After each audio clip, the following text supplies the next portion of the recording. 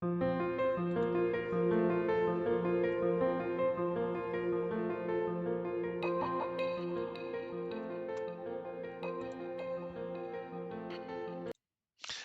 bonjour tout le monde, mon nom est Marc Plamondon, je suis chargé de cours à l'UQAM pour le FPT 2711 et je suis également conseiller pédagogique au Centre de service scolaire de Montréal. Mon objectif aujourd'hui est de vous présenter l'application GatherTown, donc une application très intéressante lorsqu'on souhaite communiquer, échanger dans un environnement virtuel, ce qu'on appelle un peu un métavers. Donc, l'objectif peut être à la fois de créer un environnement de rassemblement, ça peut être un bureau virtuel, ça peut être un événement social, etc. Ou vous pouvez, de plus grande échelle, vous en servir comme d'un espace pour une conférence, un colloque, etc. Donc, dans le cadre de cette vidéo, je vais vous montrer l'utilisation de base, donc comment se connecter à GatherTown, naviguer l'environnement légèrement, ainsi que comment personnaliser votre avatar. Alors, sans plus tarder, allons-y.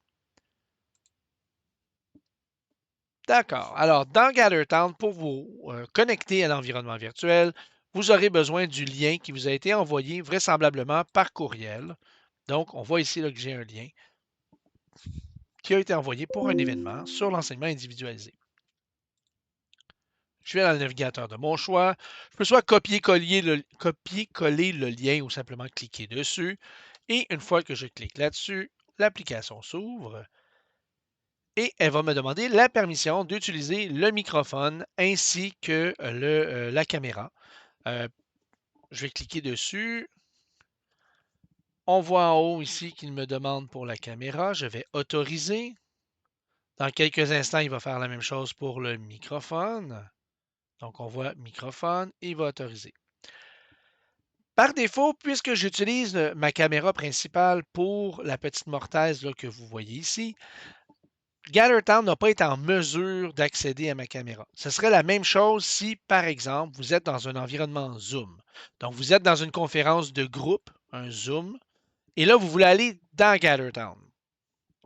Si vous ne fermez pas Zoom avant, Gather ne sera pas capable d'aller chercher votre caméra. Donc, très important, lorsque je passe de Zoom à GatherTown, je ferme Zoom en premier et ensuite j'ouvre GatherTown. Donc, je vais aller ici dans mon environnement et je vais aller l'explorer avec vous. Donc, la partie à droite, c'est la partie peut-être avatar qui va permettre de vous identifier. Alors, je vais mettre un nom, peu importe lequel, prenez votre nom. Si je suis dans un grand événement, il est peut-être souhaitable d'identifier un petit peu plus que mon nom. Par exemple, je suis conseiller pédagogique au Centre de service scolaire de Montréal, ce qui permet aux gens autour de moi de savoir à qui ils s'adressent. C'est un peu comme un petit name tag. Et je peux aller éditer ou modifier plutôt l'avatar, donc la représentation visuelle de moi, de mon personnage. Et là, je peux vraiment y aller, là, changer la couleur de peau, changer mes cheveux,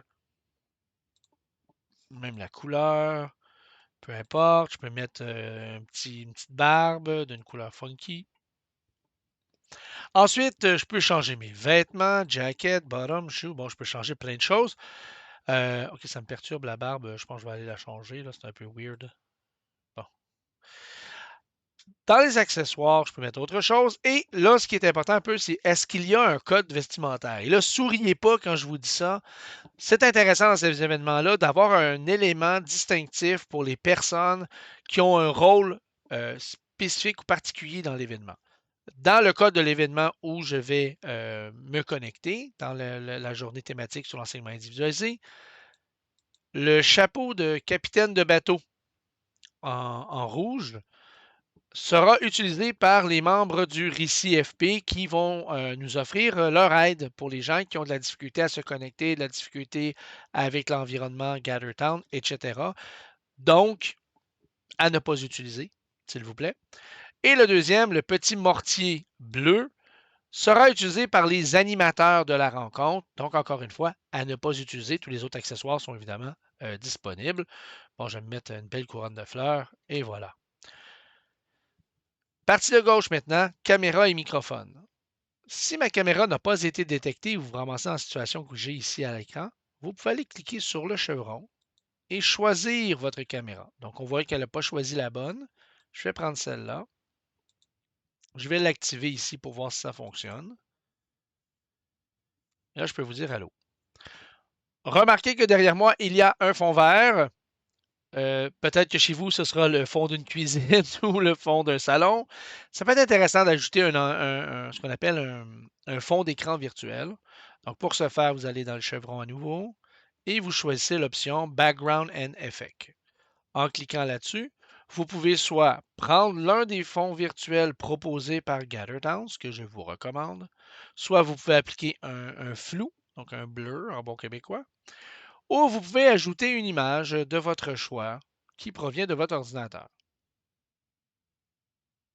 comme ceci. Une fois que vous avez été satisfait de votre fond d'écran, moi je ne le suis pas, je vais prendre celui-là, vous cliquez sur Done et cette partie-là est faite.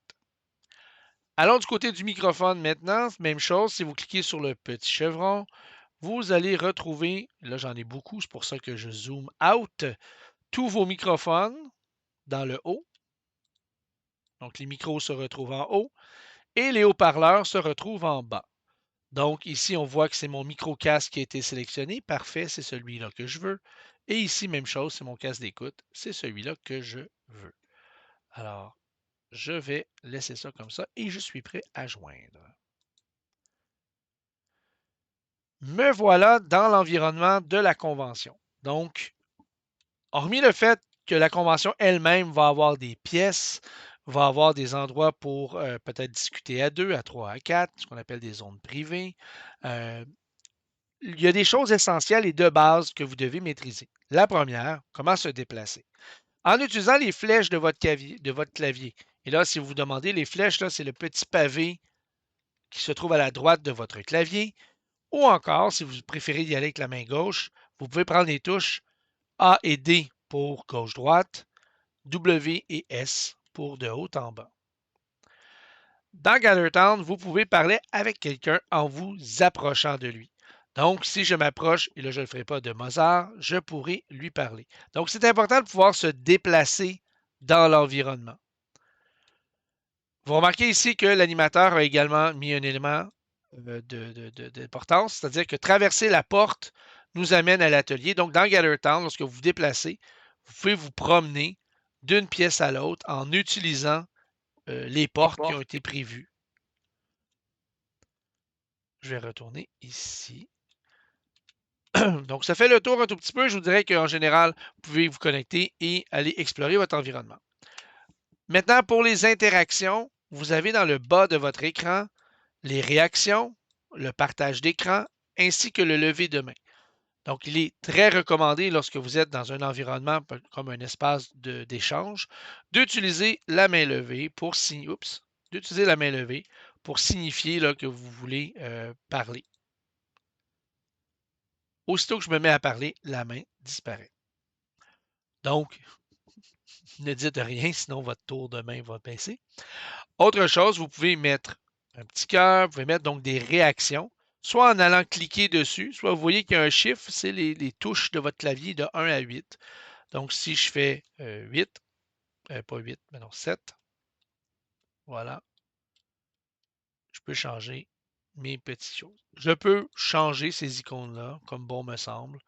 Je vais ici, je dis que le 6, je ne veux pas les petits confettis, je ne les aime pas. Je préfère mettre une planète. Ben, voilà, j'ai changé pour une planète. Donc, ça va pour les réactions. Le partage d'écran, nous ne le verrons pas dans cette capsule, mais si vous êtes dans un environnement de bureau où vous collaborez avec des collègues, il peut être pertinent d'apprendre à partager l'écran. Il s'agit donc d'appuyer là-dessus et ensuite de partager l'environnement que vous souhaitez montrer aux autres. Dernière partie pour cette vidéo. Vous avez remarqué dans le côté droit qu'on a nos participants à l'événement. Évidemment, si c'est un grand événement avec plusieurs centaines de personnes, l'idée de pouvoir rechercher le nom d'une personne peut être intéressant. Lorsque vous cliquez sur cette personne, vous pouvez dire montre-le-moi sur la carte. Et là, on a un petit chemin, là, vous voyez, qui apparaît en noir pour me montrer comment me rendre. Je peux également dire arrête de me le montrer, je vais plutôt le suivre. Et là, mon personnage va aller s'y coller. Je vais m'enlever parce que le volume rebondit dans mes oreilles. Et sinon, ben, vous pouvez demander à quelqu'un de vous suivre. Évidemment, faites ça avec des gens que vous connaissez, faites pas ça avec n'importe qui, c'est pas très bien vu. Donc, l'étiquette veut que c'est plutôt si vous correspondez par clavardage avec quelqu'un, t'es où, je te vois pas, ben, retrouvez-le dans la liste, puis utilisez plutôt Locate Map, puis allez le rejoindre, ou Follow pour vous aller le rejoindre. Parlant de clavardage, comment pouvons-nous clavarder dans GatherTown? Donc, je vais fermer ici les participants, puis je vais aller ouvrir le clavardage. Dans le clavardage, on peut parler avec toute la pièce. On peut parler avec les gens qui sont autour de nous seulement. Et là, on voit que je suis tout seul. Ou on peut parler avec n'importe qui est dans l'espace GatherTown, pas juste la pièce. Donc, je sais que parmi les utilisateurs présents, Marc Plamondon est dans une autre pièce. Je peux aller ici, lui dire allô. Je peux même lui mettre un petit pouce si ça me tente. J'appuie sur la touche Entrée. C'est envoyé. Donc, on peut correspondre avec les gens de son équipe. Hey, comment tu trouves ton atelier de ton côté? Ah, moi, j'ai appris ça. Moi, j'ai aimé. Donc, des fois, ça peut être intéressant. Puis, si vous vous donnez rendez-vous quelque part, ah, OK, ben, je vais venir te rejoindre. Ben là, vous pouvez utiliser le fameux follow là, que je vous ai montré un peu plus tôt. Donc, voilà, ça fait le tour essentiellement des fonctions, j'oserais dire, de base. Donc, rappelez-vous, on se connecte, on configure caméra et audio, s'assure de ne pas être dans une autre vidéoconférence comme Zoom à ce moment-là. On peut personnaliser notre avatar, on met notre nom avec possiblement un titre si on est dans un espace corporatif, donc dans un événement. Une fois à l'intérieur, on se déplace avec les flèches. On utilise les portails ou les portes pour se changer de pièce. Et on peut utiliser le clavardage, les réactions, les levées de main dans nos interactions avec les autres personnes de l'espace Gather. Donc voilà, ça fait le tour. J'espère que vous vous sentez un petit peu plus outillé. Gather est une magnifique application que vous pouvez utiliser gratuitement avec 10 personnes ou selon le forfait, ben là, augmenter le nombre de personnes, mais payer soit par événement ou par mois. Donc voilà, je vous dis à bientôt. Bye bye.